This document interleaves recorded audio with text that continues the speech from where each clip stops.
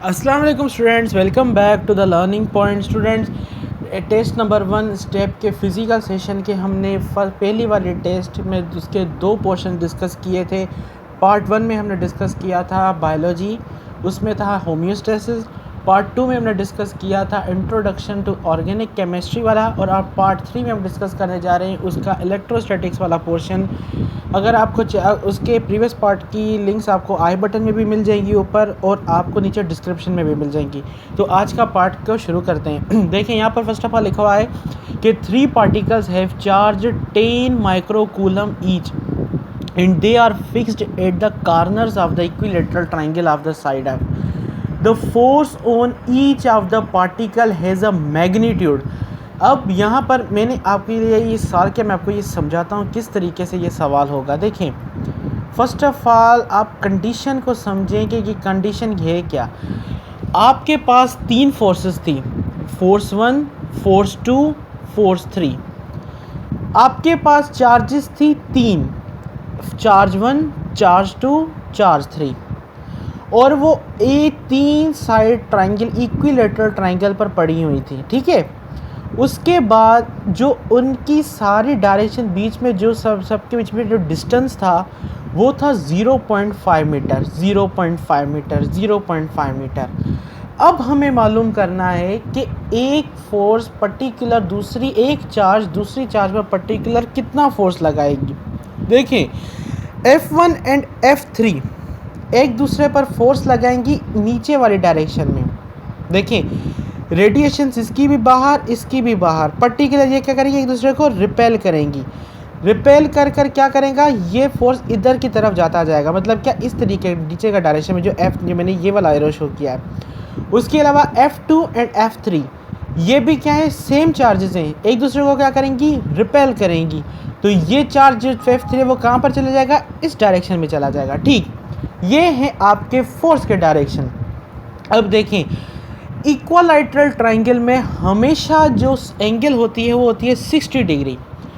यहाँ पर भी 60 डिग्री, यहाँ पर भी 60 डिग्री, यहाँ पर भी 60 डिग्री। और जो यहाँ पर फिर बाद में जो 2 फोर्सेस के बीच में जो एंगल बन रही है वो भी है 60 डिग्री। तो ये था आपके क्वेश्चन की फिगर।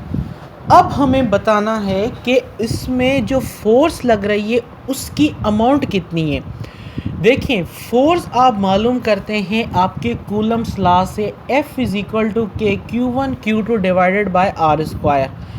ठीक है, और उसके बाद अब आपको यहाँ पर क्या है, आप किसी भी क्या पर्टिकुलर पर मालूम कर सकते हैं इस फार्मूले की वजह से ही नहीं।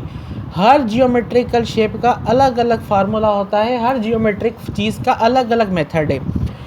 अब पहले आप क्या करेंगे, यहाँ पर आप उसकी एंगल्स के थ्रू एक रिजल्टेंट फोर्स आप फाइंड करेंगे कि टोटल रिजल्टेंट फोर्स कितना है।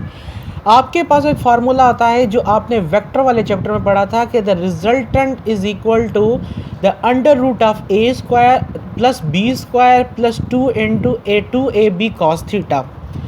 अब इस फार्मूले की हेल्प से आप पहले क्या इसका रिजल्टेंट फाइंड करेंगे। रिजल्टेंट फाइंड, अब जो फोर्सेस हैं, आपको यहाँ पर क्या 2 फोर्सेस का आप रिजल्टेंट निकाल रहे हैं। फोर्सेस सारी कितनी अमाउंट में है, 10 माइक्रोकूलम, 10 माइक्रोकूलम, 10 माइक्रोकूलम। मतलब क्या, सारी फोर्सेस आप में इक्वल हैं। तो हम क्या करेंगे, यहाँ पर F1 का F स्क्वायर, F2 का F स्क्वायर सिंपल लिख देंगे। उसके बाद आपको पता है कि 2ab होता है, इधर a भी क्या है 1 है, b भी क्या है 1 है, तो सिंपल 2ab। कॉस थीटा हमारे पास कितना है 60 डिग्री। अब आपने क्या करा, जब बेस सेम हो तो पावर ऐड, जब देखें 2 ऐसे प्लस एडिशंस में हो तो आप इनको क्या करते हैं, आपस में ऐड करते हैं। आप दोनों इनको दोनों ऐड करेंगे तो आपको क्या बन जाएगा 2f स्क्वायर। उसके बाद यहाँ पर होता है क्या था 2 1 इंटू 1 1 2 इंटू 1 2। अब कॉस थीटा 60 किसके बराबर होता है 1/2 के। तो 2 में कैंसिल हो जाएगा, तो बाकी क्या बचेगा f square f square f square. Total आपके पास कितना आ जाएगा 3f स्क्वायर। जब आप इन अंडर रूट सॉल्व करेंगे तो एक अंडर रूट किसके बराबर होता है 1/2 के। तो 1/2 इंटू 2, ये दोनों आपस में कैंसिल हो जाएगा, ये f बाहर निकल आएगा। उसके बाद आपके पास अंदर अंडर रूट में क्या रह जाएगा 3 रह जाएगा। इतना आपके पास क्या है टोटल नेट फोर्स।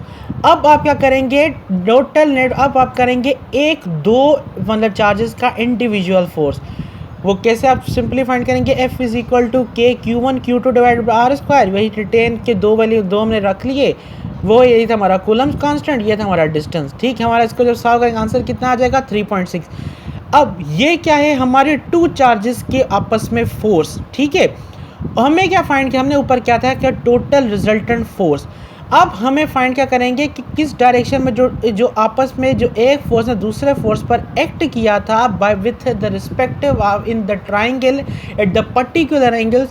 तो अब हम क्या करेंगे, जो इस 3.6 निकला है इसे √3 से मल्टीप्लाई कर देंगे। √3 किसके बराबर होता है, 1.732 के। तो 1.732 into 3.6 is equal to 6.2 unit 2 newton. तो यही तो आपका था आंसर। देखिए कॉन्सेप्ट देखें, कॉन्सेप्ट से आप चीज़ करेंगे इजी हो जाएगी, अगर नहीं करेंगे ऐसे आप तुक्के में लगाएंगे क्वेश्चन नहीं होगा।